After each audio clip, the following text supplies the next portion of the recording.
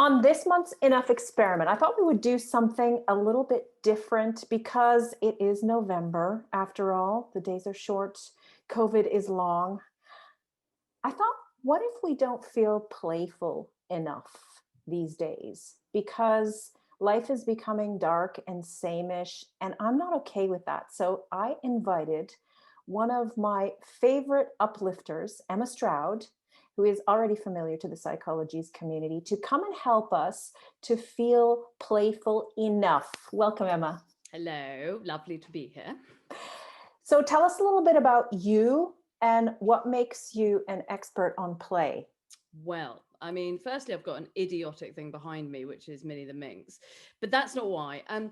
Well, as most Psychologies readers will know, I did used to write for Psychologies, and I was the clown in residence for a while because I am a clown, not the scary clown, but think more sort of theatre clown. So I've spent a lot of my professional life working out how clowning sort of affects me as a human being, not only as performance. So I spend a lot of my time playing and getting lots of businesses and lots of people to play.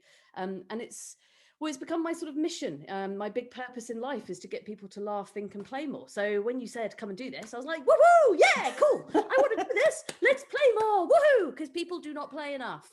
And let's be honest, as you said, COVID is long. And play, I think, is a really good anecdote to all the fear that's going on because of COVID. So this month, if we're going to look, let me try that again. If we're going to play with getting more playful, Yep. the first thing that I might think of is, I'm a serious person. Yep. I don't play.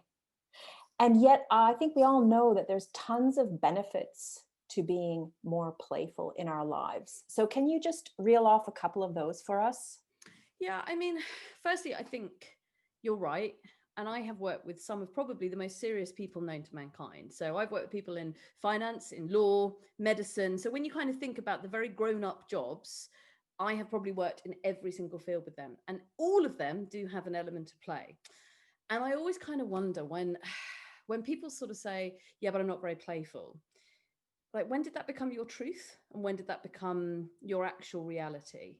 Because we all have that inner child. We all do have that playfulness, but sometimes we've just suppressed it for so long that we've forgotten what it is. And it's really, really important that I say that for all of us, when we're thinking about play, it has to be what play means to you.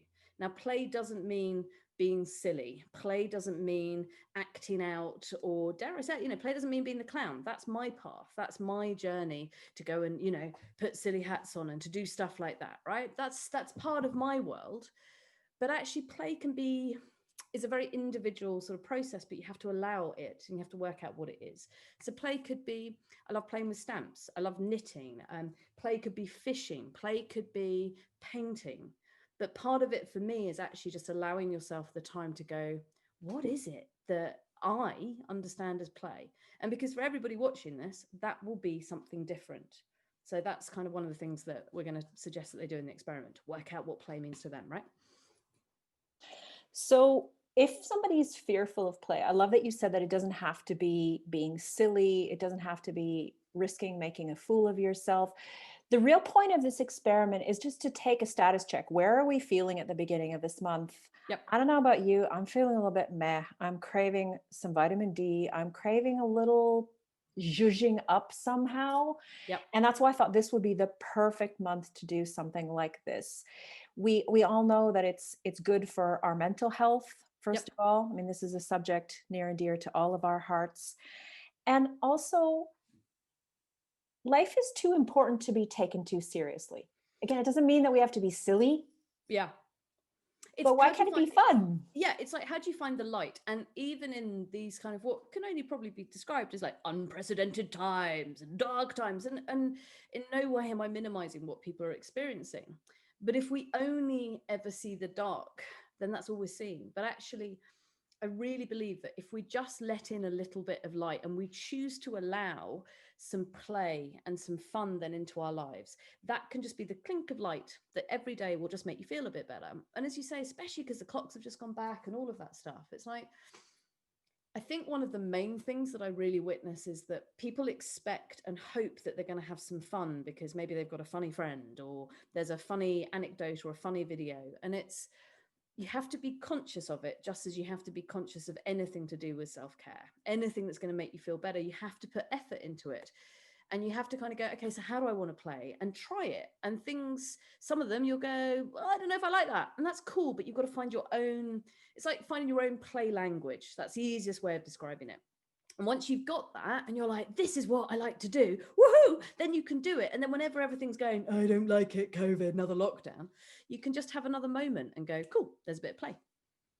Okay, I love this. So can you explain to us what the experiment is for this month? Yeah.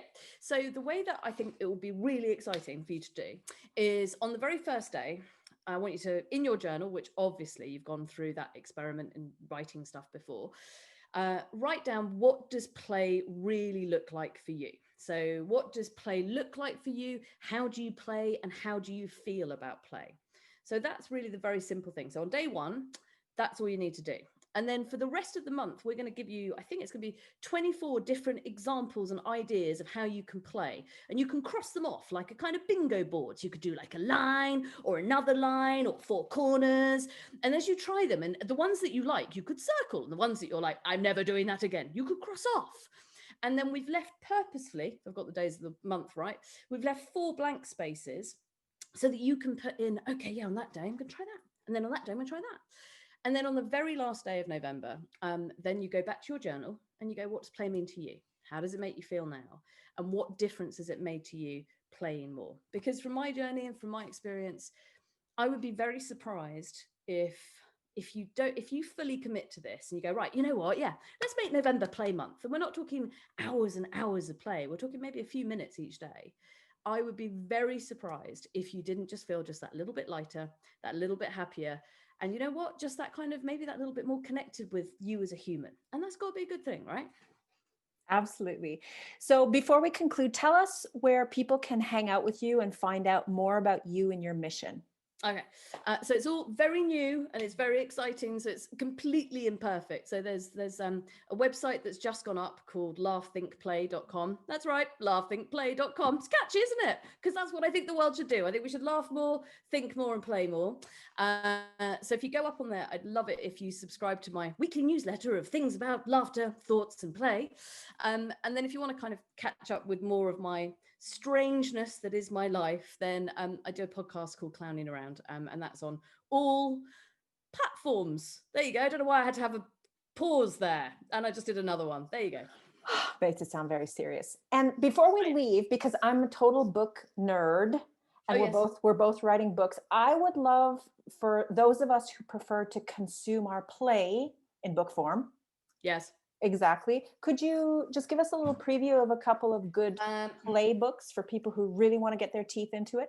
This one's quite an academic-y kind of one, but it's good. So it will sort of explain. So if you're a science person, you're like, I like Emma, but I'm not entirely sure I'm convinced by her. This one is a good one. Play by Stuart Brown, MD. So he's a doctor. That's how grown up he is. There's that one. This one, slightly more silly, as demonstrated by the yellow. This one's just got loads of different ideas, some of which you'll probably see in your experiment, but it's nice, it's a fun book. And then these two, which I think are great. Well, this one's sort of play, but it's play in a good way. So the lovely Ruby Wax wrote Good News, because let's be honest, we all need some good news, and there is good news. So read that. And then this one, which is hot off the press from America. I feel like God, Mandy, we should do a book show. God, this is so good. And it's so easy because all I'm doing is that. It's amazing. I haven't even read any of them. They just make me look clever. I haven't read this one. It only just arrived 2 days ago. And this one's come over from the States. Humor Seriously. Why humor is a superpower in work and in life.